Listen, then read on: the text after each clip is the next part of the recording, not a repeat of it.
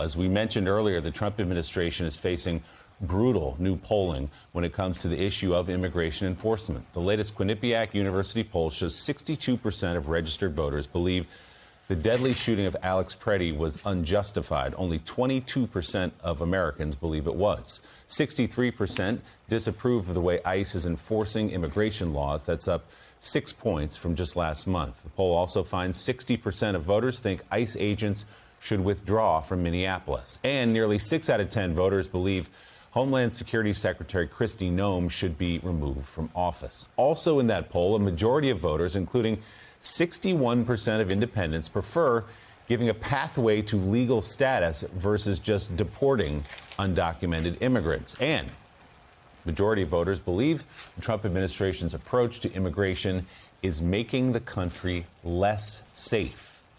Joining us now, CEO of the Messina Group, Jim Messina. He served as White House Deputy Chief of Staff to President Obama and ran his 2012 re-election campaign. Also, senior writer at The Dispatch, columnist at Bloomberg Opinion, David Drucker, and the co-host of our 9 a.m. hour, staff writer at The Atlantic, Jonathan Lemire. Good morning to you all. Jim, I'll start with you here in the studio. We know that Donald Trump starts to move his position on things when he sees it hurting him personally or seeing his political fortunes. Clearly, and this is not the first poll that has shown this is not going over well. This immigration enforcement, the scenes we're seeing in the streets of Minneapolis with the American people, including many Republicans and lots of independents. So why do you suspect the administration is staying with this? To the extent it is, it's some cosmetic pullbacks and changes of leadership and that kind of thing, but the policy remains. Yeah, their overall theories don't show weakness and continue to go on here. I mean, they're not making these cosmetic changes because they woke up and said, oh my gosh, this is a great idea. They woke up and saw a poll and saw these numbers. And Willie, you and I have not seen numbers move like this. Having a majority of Republicans now say this is wrong. Independents, 75% of independents say this is wrong.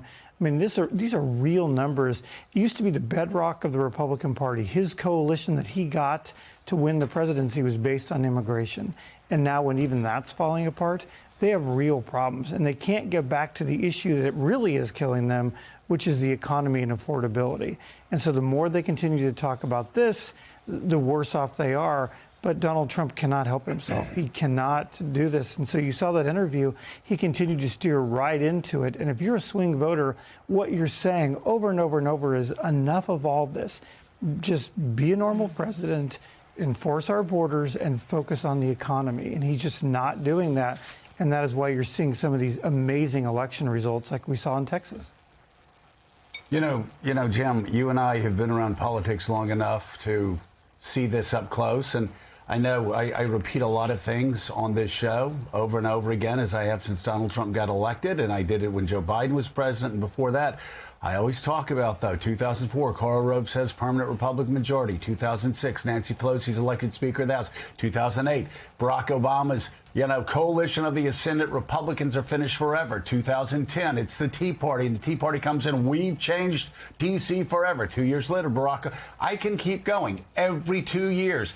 And so when I hear idiots talk about the Overton window after like 3 days that somebody's in office, oh, they've expanded the Overton window. And what is it? I always go, no. It's not the Overton window. It's Newton's third law of motion. If you want to understand American politics, for every action, whether in nature or in politics, there is always an opposite and equal reaction. We see it in politics over and over again. You open up the border, what happens? Suddenly, people become very restrictive in their views toward immigration. Mm-hmm. You start killing Americans in the streets in the name of immigration enforcement. Suddenly, we see polls like we're seeing now, where not only do they oppose the administration's immigration policies, but they start saying, you know what? We support a pathway to citizenship. We support legalization. And suddenly they liberalize. And this isn't just now. As you know all too well, Barack Obama wins in 2008. I swear, every Democrat saying this is a dawning of the age of Aquarius. The next year, they lost Ted Kennedy's Senate seat. This happens all the time. And idiots come to Washington, D.C., and both parties overreact, and then they're shocked when they find out they don't own the future. Joe, you're exactly right. There's this 10 square mile logic-free zone called Washington, D.C., and people in there they underestimate the normal voters. Normal voters are so much smarter than people in D.C. think, and they just want normal government. They want to enforce the borders. They want ICE to be kind to people and deal with it. They want people to focus on the economy. Every election in the last 20 years, except for 2012, was a change election, meaning either the House or the Senate or the White House flipped control of parties. That's what we're going to have in November of this year when the Democrats take the House. And it's exactly your point. The country goes back and forth between the two parties, begging them to just be normal and get normal things done and run a normal government. And this president took power trying to expand the authority of the executive branch, and we have seen him be successful, run roughshod over a lot of the federal government. We've seen also Congress and the Supreme Court largely abdicate their duties. But as I wrote this week for The Atlantic, Republicans are quietly but still pushing for a bit of a course correction. To Jim's point, talk about the economy, begging the White House to focus on that. Remember earlier this year, Susie Wiles, the White House chief of staff, promised that President Trump would make a domestic trip each and every week this year to talk about the economy, to campaign for Republicans because he did so little travel last year. Well, this week, no travel. They've already abandoned that promise. We'll see if it's revived. And instead, the president maybe it's slightly softer rhetoric, but he's staying with his immigration push. He's staying with gunboat diplomacy, Iran being the latest example, and he's staying on vanity projects like the East Wing turning into a ballroom, the Kennedy Center, and the like. And David Drucker, you and I are sitting in the 10 square mile logic-free zone that is Washington, D.C. this morning. We'll do our best. And we're trying to fight through that.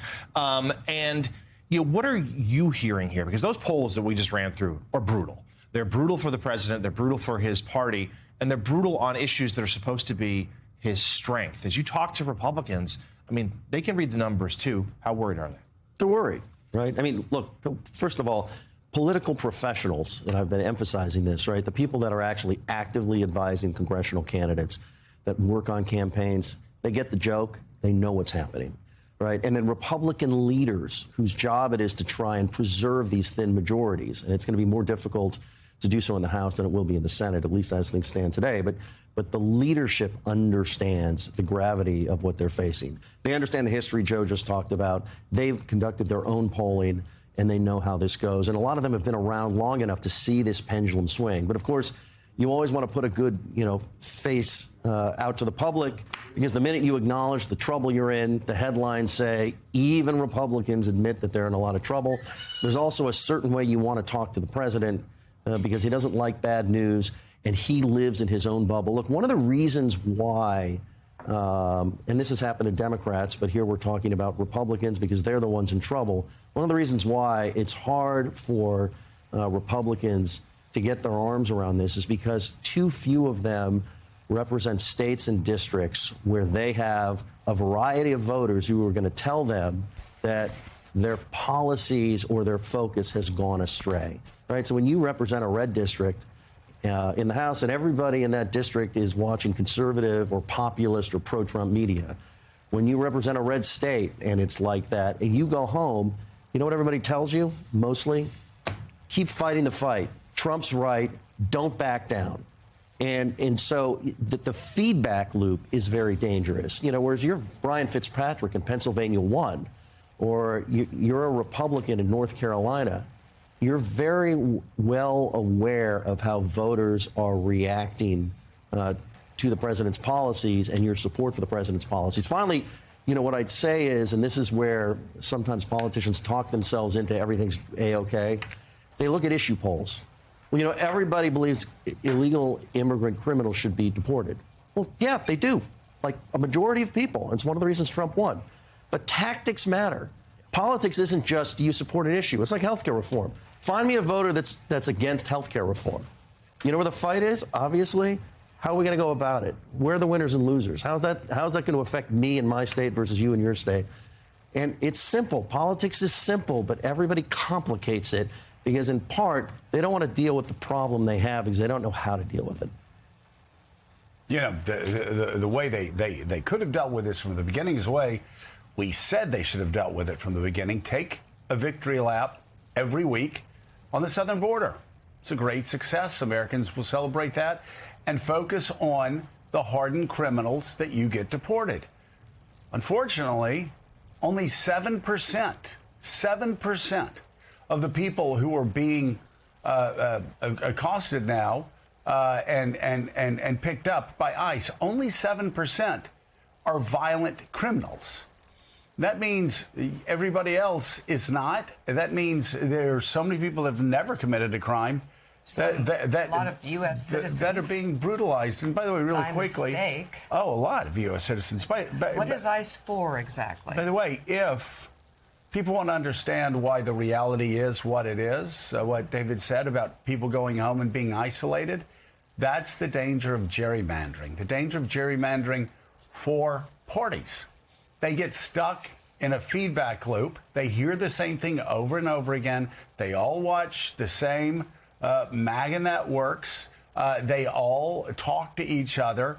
And what happens is you only have like 30, 35 swing districts left in the House. And all those break sharply. In this case, most likely break sharply blue. In past cases, it would break sharply red. So, yeah, and so good luck getting somebody in a district that's 80% Republican and 20% Democratic.